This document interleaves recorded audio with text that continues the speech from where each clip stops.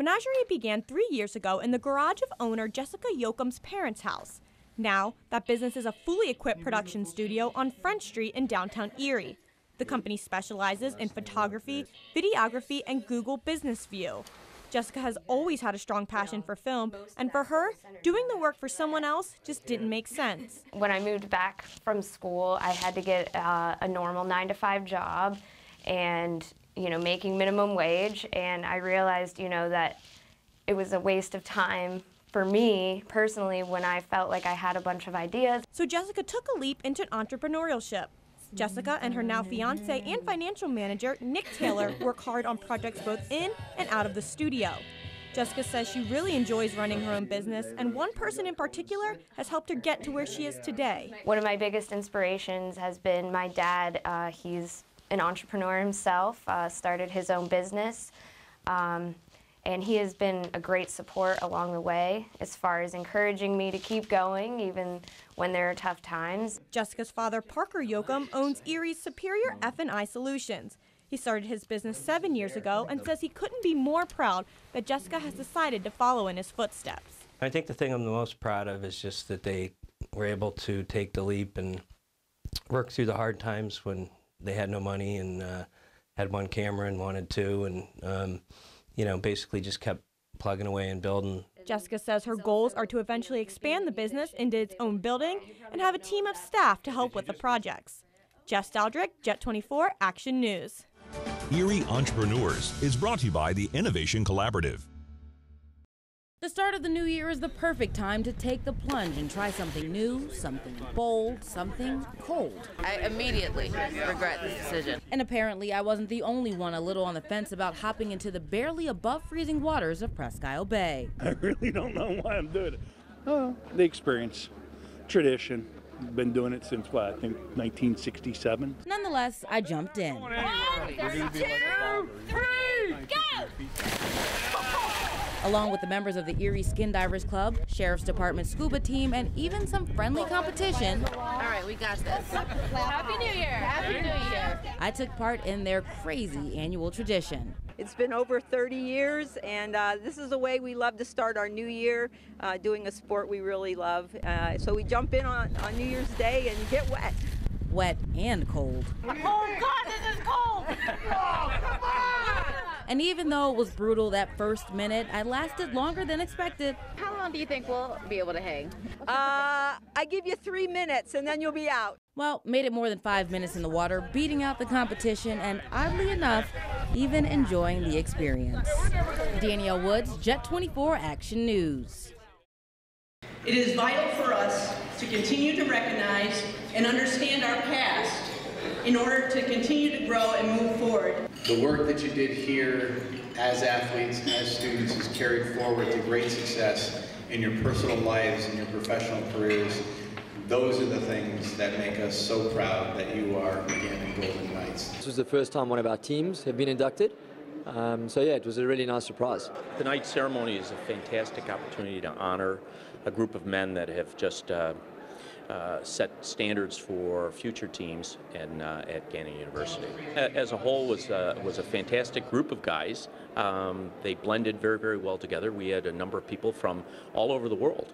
We had South Africans, we had Dutch players from Holland, we had a player from Ireland, and then we had players from across the United States. We ate together, we slept together, we traveled together. We did everything together, off the field and on the field, and just that's a part of me that will never go away. Thank you all for making the trek here, not only today, but I see many of you here on campus at events. You are lifelong Gannon Knights, so thank you.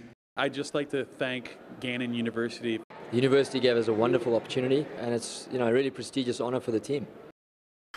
The Erie Brewing Company has been in business for over 20 years, but for the past 2, Jen Lothar has been overseeing the rebranding process for the brewery. We've rebranded everything from our logo to all of our packaging and collateral materials. We are drawn to things that are bright and bold. It's incredibly important, especially with all the breweries that are out there now, for us to be able to be recognized. One thing that hasn't changed, creating a brew with thought and care. The Erie Brewing Company is one of the only local breweries to hand package their own products. Now the brewery prepares to debut its newest brew for mass distribution. Skipper Stout, a dark beer that is surprisingly light on the palate. This beer also offers some unique flavors that can be enjoyed throughout the winter season. Skipper Stout is a coffee stout. It is made with 3 different varieties of coffee and creme brulee. The nice thing about it is the coffee gives it that little bit of bitterness, but the creme brulee really rounds it out with a really nice sweetness, so it's very well balanced. For us, we've never done a coffee beer before, so I'm sure it'll do well. I mean, it tastes like a mocha latte or something like that, you know? Strickland says that Skipper Stout has been in the works for almost an entire year. After its initial test batch came with high praise, Erie Brewing Company found its seasonal brew for this coming winter. Staff members hold a meeting at the brewery each month to decide on naming a new brew once it is made. The staff voted unanimously on the name for this year's seasonal brew. The Skipper Stout is actually in honor of our brew dog. He's friendly and greets everyone, and I think that that's part of what the holidays are about, you know, being friendly and extending a helping hand to people. Skipper Stout will be made available while supplies last at most local beer stores, grocers, and bars throughout the winter season. Jordan Guerin, JET-24 Action News. Passionate, hardworking, and the most loving little boy I've ever met. That's how Samantha Kimmy describes her son Kyler. And boy, is he a sweet kid. We met up with Kyler at a wrestling tournament to see him in action. Kyler's a first-year wrestler, and already he says he loves the sport. When you step out of the mat, it's like you're somewhere else. We just threw him in, and he's really made a name for himself.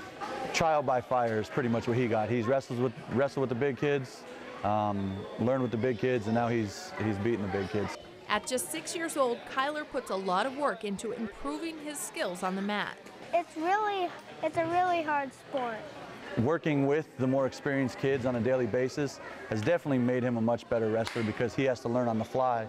He's winning, which is awesome, but he's learning and he's growing as a kid, which is all I could ask. Kyler doesn't let anything get him down, at least not for long. Sometimes I end up on my back, but I find a way to get off my back. When I'm down, I find a way to get out.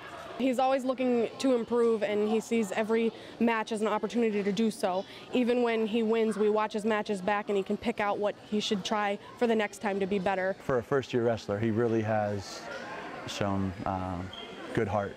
And the best part, at least according to Kyler, he's making a lot of friends along the way. He's out there to win. Obviously, he wants to do well, but he's more interested in being nice to the other kids, I think. It's really fun to be part of a team. If you know a good kid, send us a nomination. Featured good kids receive $50 from Edgar Snyder and JET-24. Tracy Tudup, JET-24 Action News.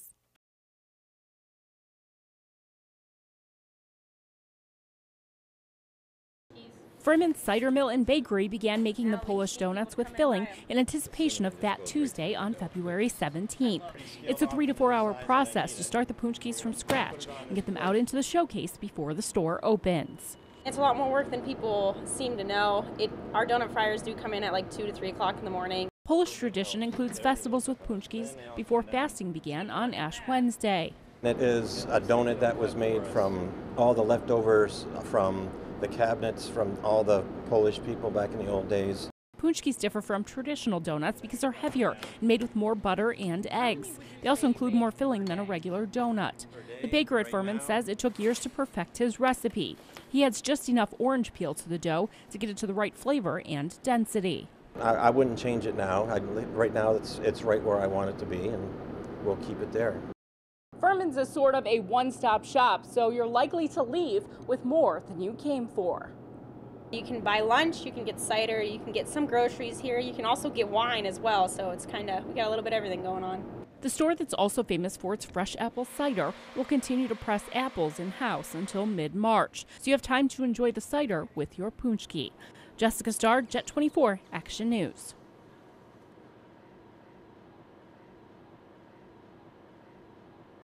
If you didn't like those 6 songs, you had to go buy another music box. Long before DVDs and digital downloads, you had your music box to entertain.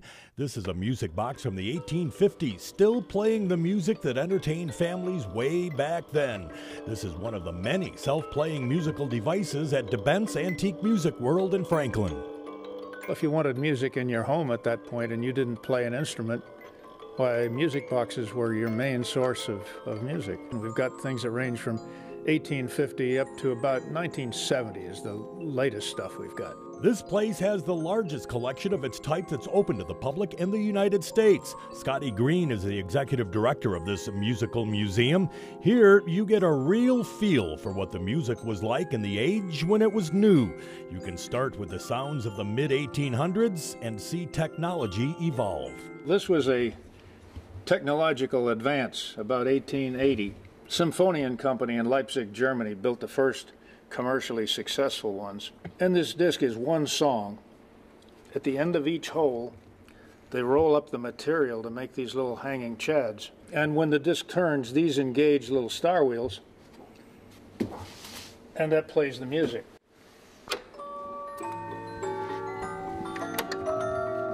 And it still sounds great even after 134 years. In 1916, the push was for more volume. This Victrola sold for $350 back then. Open the speaker's door to turn up the tunes. Out of the hundreds of pieces of musical equipment at DeBent's Antique Music World, this is the rarest. This is maybe the only one in the world left, and it sounds great. We also have a 1913 Berrywood AOW Orchestrion, which sold for about the same price as a two-bedroom house at the time. So they didn't sell a lot of them, and we have the last remaining one that plays. This manufacturer thought, hey, let's put some toys with the phonograph. Welcome Banjo Billy. This little guy dances while the music plays. Hey, how about this one? A violin and piano duet. President Taft named it one of the greatest inventions of that decade. And it's off to the races with this instrument. The player piano plays, the horses run. These are only a few of the rare musical treasures you'll find at DeBent's Antique Music World. The museum is open April through October, but you can call anytime and set up a tour. It's a tour you won't be disappointed in. Following Route 24 through Franklin, I'm David Belmondo, Jet 24 Action News.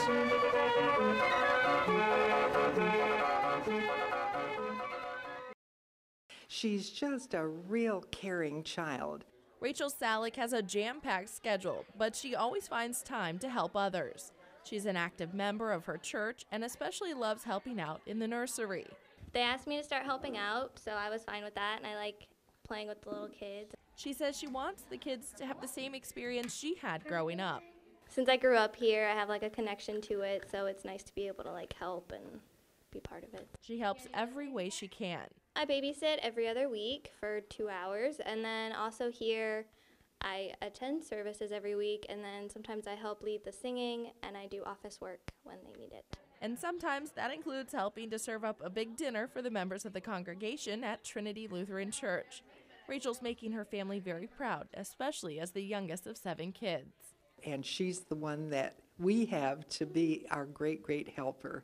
And my goodness, she's far more than we could ever expect, I really believe. Her philanthropic nature is something she inherited from a long line of family members who felt called to give back in our community. And when Rachel came along, being the youngest of the 7 children, she just took off and did everything that Daddy did. You know, it was just wonderful. If you know a good kid like Rachel, send us a nomination. Featured kids receive $50 from Edgar Snyder and Jet 24.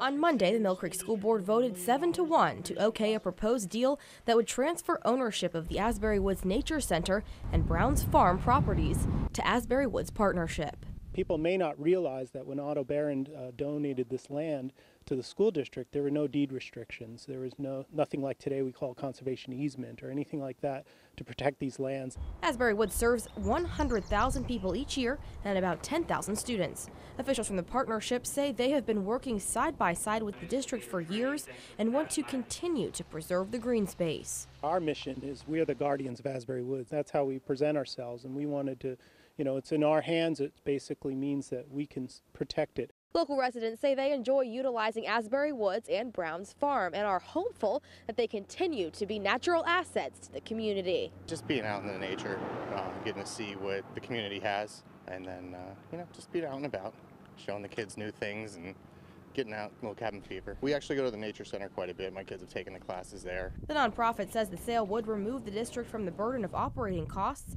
and assures guests the only thing they may notice is improvements. From the public standpoint, they probably won't even notice the change. It's really a transfer of ownership, but we are still going to be working together with the school district. We will still provide those programs for the students. So really nothing changes. Ashley McGeehan, JET-24 Action News. The Puerto Rico College of Edinburgh will have a new program for the fall of 2015. Partnered with Penelec, the school will offer a 2-year Power Systems Institute program aiming to train and develop utility line workers right here in Erie. The whole purpose of Puerto Rico College is to create partnerships with business and industry to prepare people for jobs that are out there, and this is just a perfect example of that. After students graduate from the program, they'll be employed with Penelec, where they are apprenticing for 2 more years on the job. For Penelec, safety is the most important aspect of their field. Graduates will be trained by linemen and other employees within the company. Upon completion of the apprenticeship, they will be able to work in the field alone. They'll be doing pole climbing, working out of a bucket. They'll be working some underground, but they will be working with energized electricity. And so at the end of the day, the best thing, the main thing we need to make sure they do is do it safely. Half of their time will be in the classroom, while the other half will take place in a line shop setup. You can't be afraid of heights. You can't mind the outdoors because we don't have inside work. But it's an interesting experience. It's not quite like your normal college experience. Know that this is not for everybody. This is hard work. These guys are very skilled, and to do it all and do it safely takes time and effort. While hundreds are expected to apply, only 24 students will be accepted into the program each year over the next 5 years. Students will graduate with an associate's degree of applied sciences from Edinburgh University. Jordan Guerin, Fox 66 News.